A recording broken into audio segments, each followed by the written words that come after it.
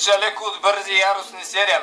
Много добър автомобил с предно, задно и свръчно предаване 4x8 покажна диференциала. Стерео инжекция с газ, мас и оцет. Летни джанти плюс зимни джанти плюс пролетни джанти подарък. Цената е без кормилото и двигателя, с тях цената 18 000 лева. М-броня, М-огледала, спортно качване, ловато. Бордови компютър Toshiba с 2 ГГц RAM, човек. Газовата бутилка на място на предната лява кола. Спортната пицерия. Колата по принцип е 200 коня, но съм сложил дискета за терминатор на бордовия компютър и сега е 390 коня, да не брои спортния филтър от кафе машина и дезит. Олекотени валове, олекотени спирачни дискове, олекотени радиатори, резервуари, спортни плафони, човек.